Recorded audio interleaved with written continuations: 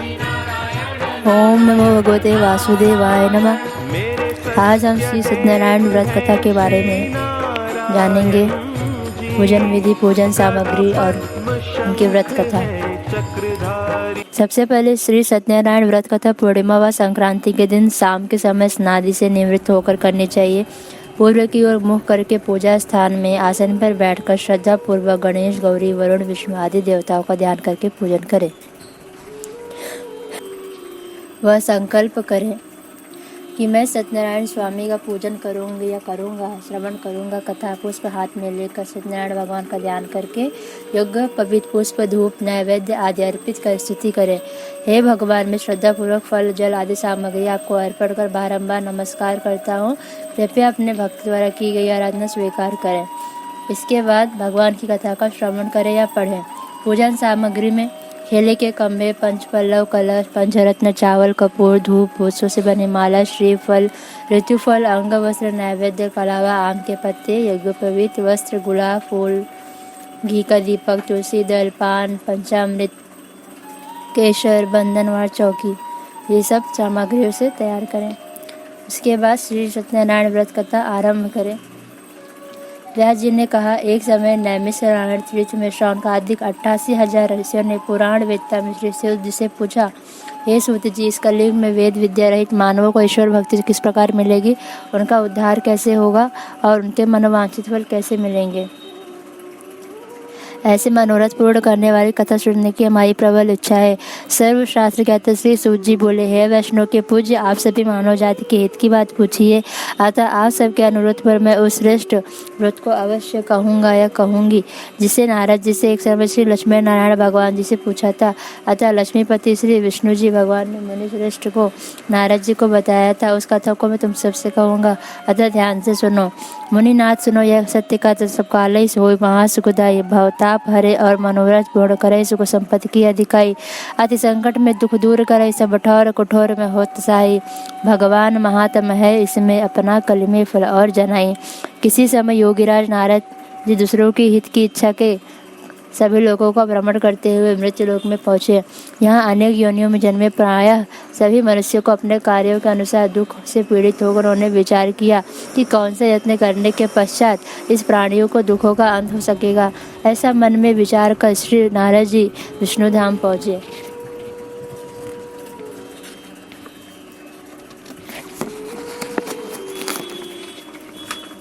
विष्णु लोक में नारद जी पीतवर्ण और 4 भुजाओं वाले देवों ईश्वर नारायण को, जिन्होंने हाथ शंख चक्र गदा पद्म से शोभित थे तथा गले में वरमाला पहने हुए थे, जिन्होंने देखकर उनकी स्तुति की। नारद जी विष्णु जी से बोले, हे प्रभु, आप अत्यंत दुर्लभ शक्तियों से युक्त है, मन तथा वाणी से भी आपको पाने में असमर्थ है। आपका आदि आद्य मंत्र कोई नहीं जान सकता है। आप निर्गुण स्वरूप सृष्टि के कारण भक्तों के दुख को हरने वाले हैं। आपको मेरा नमस्कार है। नारद जी इस प्रकार स्तुति कर सुनकर भगवान लक्ष्मीपति विष्णु से बोले, हे मुनिश्रेष्ठ नारद जी, आपके मन में क्या है? आपका आगमन यहाँ किसके कार्यवश हुआ है? निसंकोच कहो। तब नारद जी ने कहा, हे प्रभु, मृत्युलोक में सभी प्राणी अनेक योनियों में पैदा हुए हैं, अपने कर्मों द्वारा अनेक प्रकार के दुखों से ग्रस्त दुखी हो रहे हैं। हे नाथ, यदि आप मुझ पर दया करते हैं तो मुझे यह बताइए कि मनुष्य सभी दुख थोड़े से प्रयत्न से कैसे दूर हो सकते हैं। श्री विष्णु भगवान ने कहा, हे नारद, मनुष्य के हित के लिए वह बहुत अच्छा प्रश्न किया है। जिस व्रत के करने से मनुष्य मोह के बंधन से छूट जाता है, वह व्रत मैं तुमसे कहता हूँ, सुनो। बहुत पुण्य देने वाला स्वर्ग तथा मृत्युलोक में दुर्लभ एक उत्तम व्रत है, जो आज मैं तुमसे प्रेमवश कहता हूँ, सुनो। सत्यनारायण भगवान का यह व्रत विधि विधान पूर्वक संपन्न करके मनुष्य धरती पर सुख भोग कर मृत्यु के उपरांत भी मोक्ष की प्राप्ति करता है। हे विष्णु भगवान के अमृत से ओतप्रोत वचन सुनकर नारद जी बोले, हे प्रभु, उस व्रत का विधान क्या है? उस व्रत का फल क्या है? इस व्रत को पूर्व समय में किस किस लोगों ने किया है और यह व्रत किस दिन करना चाहिए? कृपया इस व्रत की विधि और विधान से मुझे विस्तार पूर्वक वर्णन करें। मुझे यह सब सुनने की तीव्र इच्छा है। श्री विष्णु भगवान बोले, हे नारद, सभी प्राणियों के दुख शोकों को दूर करने वाला यह व्रत सभी स्थानों पर विजय कराने वाला अमोघ अस्त्र है। भक्ति और श्रद्धा से युक्त मनुष्य किसी भी दिन सत्यनारायण भगवान की संध्या के समय ब्राह्मण एवं बंधु बांधवों सहित धर्मपरायण होकर पूजा करे। भक्ति भाव से पूर्ण हो नैवेद्य केले का फल, शहद, घी, शक्कर या गुड़, दूध, गेहूं का आटा, सवाया ले। इन सबको भक्ति भाव से संपन्न होकर भगवान श्री कृष्ण श्री सत्यनारायण को अर्पण करें। बंधु बांधवों सहित ब्राह्मणों को भोजन कराएं। इसके पश्चात स्वयं भोजन करें। रात्रि में नित्य भजन आदि का आयोजन करके श्री सत्यनारायण भगवान का स्मरण करते हुए समय व्यतीत करें। इस तरह जो मनुष्य व्रत करेंगे उनके समस्त मनोरथ निश्चय ही पूर्ण होंगे। विशेष रूप से कलयुग में मृत्यु लोक में यही एक उपाय है जिससे अल्प समय में और कम धन में महान पुण्य की प्राप्ति हो सकती है। सूत जी बोले तीसरा अध्याय में, हे ऋषियों, जिन्होंने पहले समय में इसका व्रत किया है, अब मैं उनका इतिहास कहता हूँ, कृपया आप सब ध्यान से सुने। सुंदर काशीपुरी नगरी में अत्यंत निर्धन ब्राह्मण रहता था। वह ब्राह्मण नित्य प्रति भूख प्यास से व्याकुल होकर पृथ्वी पर भ्रमण करता रहता था। ब्राह्मणों से प्रेम करने वाले श्री विष्णु भगवान ने ब्राह्मण को दुखी देखकर एक दिन बूढ़े ब्राह्मण का रूप धारण करके उस दुखी व निधन ब्राह्मण के समक्ष पहुंचकर आदर के साथ पूछा, हे विप्र, तुम नित्य प्रति ही दुखी होकर पृथ्वी पर क्यों घूमते हो? हे श्रेष्ठ ब्राह्मण, यह सत्य मुझसे कहो, मैं तुम्हारी व्यथा को सुनना चाहता हूँ। दरिद्र ब्राह्मण बोला, मैं एक निर्धन ब्राह्मण हूँ, भिक्षा के लिए नित्य प्रति पृथ्वी पर विचरता रहता हूँ। हे भगवान, यदि आप इस समस्या से छुटकारा पाने का कोई उपाय जानते हैं तो कृपा कर मुझे बताएं। वृद्ध ब्राह्मण रूपी विष्णु जी ने बोला, हे ब्राह्मण श्रेष्ठ, श्री सत्यनारायण भगवान मनोवांछित फल देने वाले हैं, अतः तुम उनका पूजन करो। इस व्रत को करने से मनुष्य के दुखों से दुख मुक्त हो जाता है। दारिद्र्य ब्राह्मण को व्रत का सारा विधान बतलाकर बूढ़े ब्राह्मण का रूप धारण करने वाले विष्णु भगवान ने वहां से वे अंतर्धान हो गए। इस प्रकार जिस व्रत के विषय में मुझे वृद्ध ब्राह्मण ने बतलाया है, यह सब सोचकर उस ब्राह्मण ने उसको व्रत करने का निश्चय किया और ऐसा मन में निश्चय करके वह निर्धन ब्राह्मण अपने घर पहुंचा। परंतु उस रात्रि उस ब्राह्मण को नींद नहीं आई। अगले दिन वह जल्दी उठा और सत्यनारायण भगवान का ध्यान करके उनका व्रत करने का निश्चय कर भिक्षा मांगने के लिए चल पड़ा। उस दिन उस दरिद्र ब्राह्मण को भिक्षा में बहुत सारा धन मिला, जिससे पूजन का सब सामान खरीद कर घर आकर अपने बंधु बांधवों के साथ भगवान श्री सत्यनारायण का व्रत किया, जिसके करने से दरिद्र ब्राह्मण सब दुखों से छोड़कर अनेक प्रकार के संपत्तियों से युक्त हो गया। तब से वह प्रत्येक मास व्रत करने लगा। हे सत्यनारायण भगवान के व्रत से जो मनुष्य शास्त्र विधि के अनुसार श्रद्धा पूर्वक करेगा वह सब पापों से मुक्त होकर मोक्ष को प्राप्त होगा। आगे जो मनुष्य पृथ्वी पर श्री सत्यनारायण भगवान का व्रत करेगा वह अपने सभी दुखों से छूट जाएगा। इस तरह नारद जी ने सत्यनारायण का भगवान का व्रत कहा। वह मैंने तुमसे कहा, हे विप्र, अब आप और क्या सुनना चाहते हो मुझसे कहे। तब ऋषियों ने कहा, हे मनुष्य, संसार में उस विप्र सुनकर किस किसने इसका व्रत किया, हम सब सुनना चाहते हैं। हमारे मन में यह सब सुनने की इच्छा व श्रद्धा है। श्री सूत जी ने कहा, हे मुनियों, जिस प्राणी ने इस व्रत को किया है उन सब की कथा में विस्तार पूर्वक कहता हूँ, सुनो। एक समय वह ब्राह्मण धन और एक समय की बात है, वह ब्राह्मण धन और ऐश्वर्य के अनुसार बंधु बांधवों सहित अपने घर पर व्रत कर रहा था। उसी समय एक बूढ़ा लकड़हारा वहाँ आया और उसने सिर पर रखा लकड़ियों का गट्ठर बाहर रख दिया और भूख से ब्राह्मण के घर में चला गया। प्यास से व्याकुल होकर लकड़हारे ने उस ब्राह्मण को व्रत करते हुए देखा। वह प्यास को भूलकर उस ब्राह्मण से नमस्कार करके पूछने लगा, हे ब्राह्मण देवता, आप यह किसका पूजन कर रहे हैं? इस व्रत को करने से क्या फल मिलता है? कृपा कर मुझे बताइए, इसे सुनने की मेरी इच्छा है।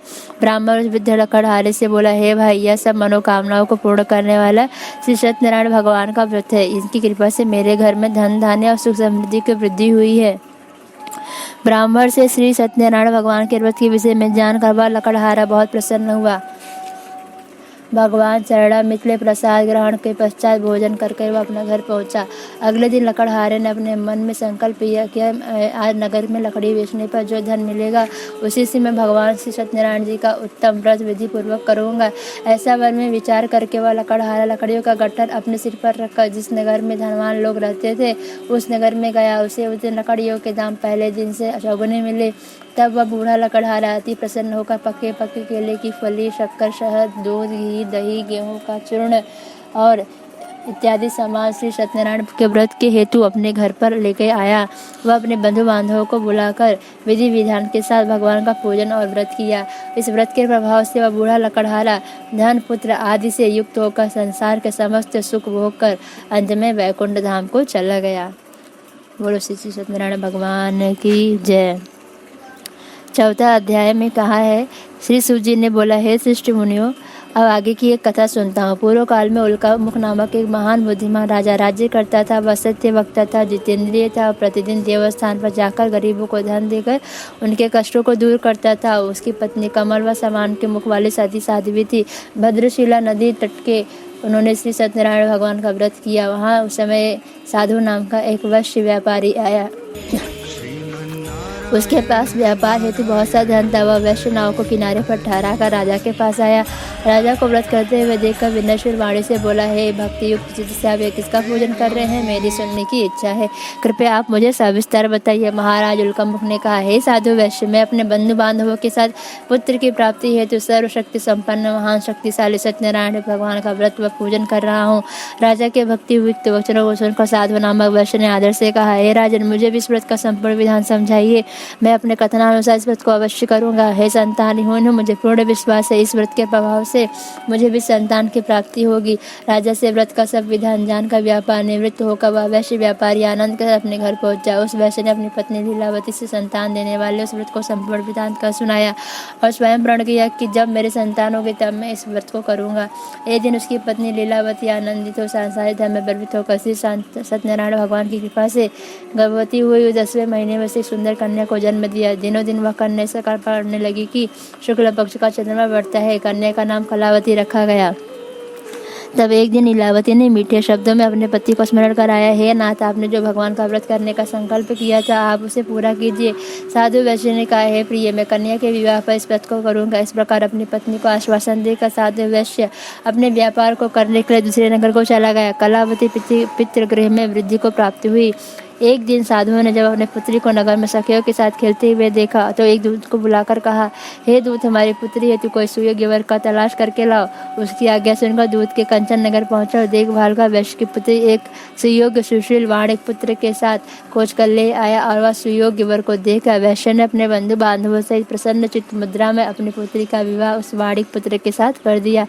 परंतु दुर्भाग्यवश वह फिर विवाह के समय सत्यनारायण भगवान का व्रत करना भूल गया। इस प्रकार श्री भगवान क्रोधित होकर उन्होंने वैश्य को श्राप दिया कि तुम्हें दान और दुख प्राप्त होगा। अपने कार्य में दक्ष वैश्य ने अपने जमाई सहित नाव को लेकर व्यापार के लिए समुद्र के समीप स्थित रत्नासार पूर्वक नामक नगर में पहुंचा। दोनों ससुर जमाई चंद्रकेतु राजा के नगर में व्यापार करने लगे। एक दिन भगवान सत्यनारायण की माया से प्रेरित होकर एक चोर राजा का धन चुराकर भाग रहा था। राजा के सैनिक को अपने पीछे से आते देखकर चोर ने घबराकर राजा के धन को वहीं नाव में छुपा दिया जहाँ वे दोनों ससुर जमाई ठहरे हुए थे और स्वयं वहां से भाग गए। जब सैनिकों ने इस वैश्य के पास राजा के धन को देखा तो उन्होंने दोनों को बांधकर राज दरबार में ले गए और राजा के समीप दोनों ससुर जमाई को ले जाकर बोले, हे राजन, यही दो चोर पकड़ के लाए हैं, इन्हें देखकर आज्ञा दें। तब राजा ने उनकी बातें सुने बिना ही कारागार में उन्हें डालने की आज्ञा दे दी। इस प्रकार निर्दोष होते हुए राजा की आज्ञा से उन्हें कठिन कारावास में डाल दिया गया तथा उनका सारा धन छीन लिया गया। सत्यनारायण भगवान के श्राप के कारण साधु वैश्य की पत्नी लीलावती व पुत्री कलावती भी घर पर अत्यधिक दुखी हुई थी। उनके घर में रखा धन चोर चुरा ले गए। शारीरिक व मानसिक पीड़ा से, भूख प्यास से अति दुखित होकर भोजन की चिंता में लीलावती की कन्या कलावती एक ब्राह्मण के घर गई। उसने ब्राह्मण को श्री सत्यनारायण भगवान का व्रत करते हुए देखा। उसने कथा सुनी, प्रसाद ग्रहण किया, रात को घर गई। लीलावती ने अपनी पुत्री कलावती से पूछा, हे पुत्री, अब तू कहाँ तक रही और तेरे मन में क्या है? कलावती बोली, हे माता, मैं ब्राह्मण के घर कुछ भोजन के लिए गई थी। मैंने वहाँ श्री सत्यनारायण भगवान का व्रत होते देखा, इसलिए मुझे वहाँ पे देर हो गई। कन्या के वचनों को सुनकर लीलावती श्री सत्यनारायण भगवान की पूजन की तैयारी करने लगी। उसने परिवार व बंधु बांधवों से श्री सत्यनारायण भगवान का पूजन व व्रत किया और वर मांगा कि मेरे पति और दामाद शीघ्र ही लौट आए और साथ ही अपने अपराधों के लिए श्री सत्यनारायण भगवान से क्षमा याचना की। श्री सत्यनारायण भगवान ने लीलावती के इस व्रत व पूजन से प्रसन्न हुए और उन्होंने राजा चंद्रकेतु को स्वप्न में दर्शन देकर कहा, हे राजन, जिन दोनों वैश्यों को तुमने बंदी बना के रखा है वे निर्दोष है, उन्हें प्रातः ही छोड़ दो। उन सबका जो धन तुमने ग्रहण किया है उसे लौटा दो, अन्यथा मैं तेरा धन, राज्य, पुत्र आदि सब नष्ट कर दूंगा। राजा के ऐसे वचन सुनकर भगवान वचन कहकर अंतर्धान हो गए। प्रातःकाल राजा चंद्रकेतु ने सभा में सबको अपना स्वप्न सुनाया और सैनिकों को आज्ञा दी कि दोनों वाणिक पुत्रों को कैद से मुक्त कर सभा में लाया जाए। दोनों ने आते ही राजा को प्रणाम किया। राजा ने कोमल वचनों से उनका सत्कार करते हुए कहा, हे महानुभाव, तुम्हें दुर्भाग्य में ऐसा कठिन दुख प्राप्त हुआ है, अब तुम्हें कोई भय नहीं है, अब तुम मुक्त हो।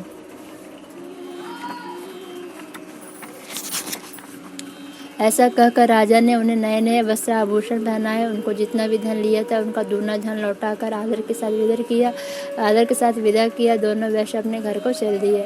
श्री सूत जी बोले, वैष्णव ने मंगलाचार करके यात्रा आरंभ की और अपने नगर को चला। उनके थोड़ी दूर आगे बढ़ने पर दंडी वेशधारी श्री सत्यनारायण भगवान ने उनसे पूछा, हे साधु, तेरी नाव में क्या है? अभिमानी वाड़िक हंसता हुआ बोला, हे दंडी, आप मुझसे क्यों पूछते हो? क्या तुमसे धन लेने की इच्छा है? मेरी नाव में तो सिर्फ बेल और पत्ते भरे हैं। वैश्य का कठोर वचन सुनकर दंडी वेशधारी श्री सत्यनारायण भगवान ने कहा, तुम्हारा वचन तुम्ही को सत्य हो। ऐसा कहकर दंडी वेशधारी वहां से चले गए और कुछ दूर जाकर समुद्र के किनारे बैठ गए।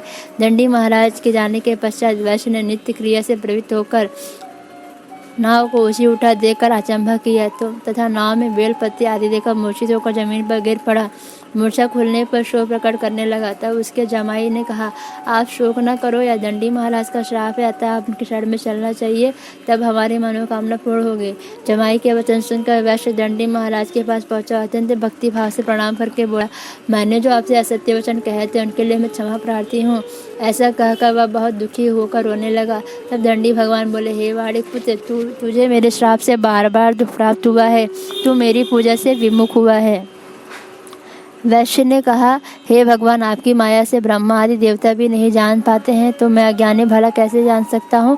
आप प्रसन्न होइए, मैं अपने सामर्थ्य के अनुसार आपकी पूजा करूँगा। आप मेरी रक्षा करो, पहले के समान मेरी नौका को धन से परिपूर्ण कर दो। उसके भक्ति युक्त वचनों को सुनकर श्री सत्यनारायण भगवान प्रसन्न हो गया। उन्होंने इच्छा के अनुसार वर देकर अंतर्धान हो गए तथा ससुर व जमाई दोनों ने नाव पर आकर देखा कि नाव धन से परिपूर्ण है। वह भगवान सत्यनारायण का पूजन कर साथियों सहित अपने नगर को चल दिए। जब अपने नगर के निकट पहुंचा तब उन्होंने अपने एक दूत को भेजा घर। दूत ने वैश्य के घर जाकर उसकी पत्नी को नमस्कार किया और कहा, आपके पति और दामाद सहित इस नगर के समीप आ गए हैं। लीलावती और उसकी कन्या कलावती उस समय भगवान की पूजा कर रही थी। दूत के वचनों को सुनकर साधु की पत्नी ने अत्यंत हर्ष के साथ सत्यदेव का पूजन पूर्ण कर अपने पुत्र से कहा, मैं अपने पत्नी को जाती हूँ, तू कार्य पूर्ण कर शीघ्र आ जाना। माँ के जाते ही पुत्री कलावती पूजन में प्रसाद छोड़कर अपने पति के दर्शन करने चली आई। प्रसाद की अवज्ञा के कारण सत्यदेव रुष्ट होकर उसके पति को नाव सहित पानी में डुबो दिया। कलावती अपने पति को न देखकर रोती हुई जमीन पर गिर पड़ी और अपने जमाई और पुत्री की दशा देखकर साधु वैश्य बोला, हे प्रभु, मुझसे या मेरे परिवार से जो भूल हुई उसे क्षमा करो। उनके दीन वचनों को सुनकर भगवान सत्यदेव भगवान प्रसन्न हो गए। आकाशवाणी हुई, हे वैश्य, तेरी कन्या ने मेरा प्रसाद छोड़कर आई है, अतः इसका पति अदृश्य हुआ है। यदि यह घर जाकर प्रसाद ग्रहण करके लौटे तो इसका पति अवश्य मिलेगा। आकाशवाणी सुनकर कलावती ने घर पहुँच के प्रसाद खाया और फिर आकर अपने पति के दर्शन किए। तत्पश्चात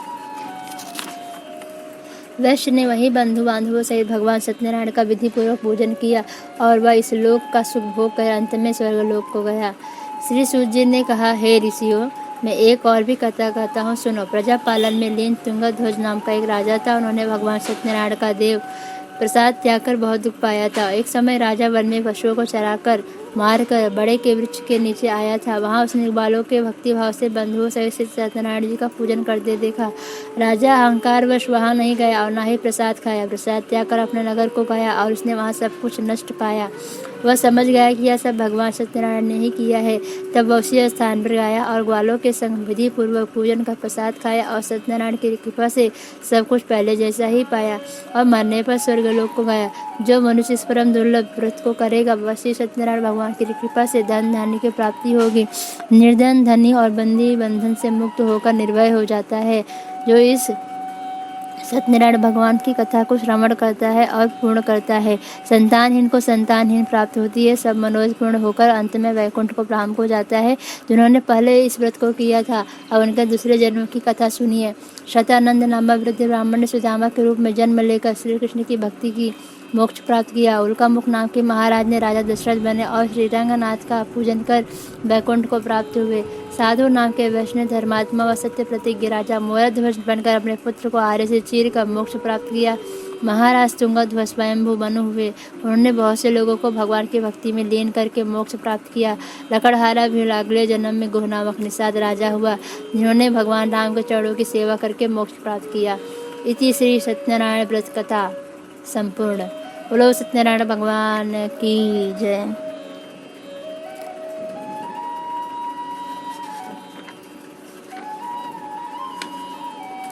ओम जय जगदीश हरे स्वामी जय जगदीश हरे। भक्ति जनों के संकट चढ़ में दूर करे। ओम जय जगदीश हरे। जो ध्यावे फल पावे दुख विनसे मन का। सुख संपत्ति घर आवे कष्ट मिटे तन का। ओम जय जगदीश हरे। मात पिता तुम मेरे शरण पड़ू मैं किसकी। तुम बिन और न दूजा आस करूँ जिसकी। ओम जय जगदीश हरे। तुम पूर्ण परमात्मा तुम अंतर्यामी। पार ब्रह्म परमेश्वर तुम सबके स्वामी। ओम जय जगदीश हरे। तुम करुणा के सागर तुम पालन करता। मैं मूर्ख खल कामी कृपा करो बरता।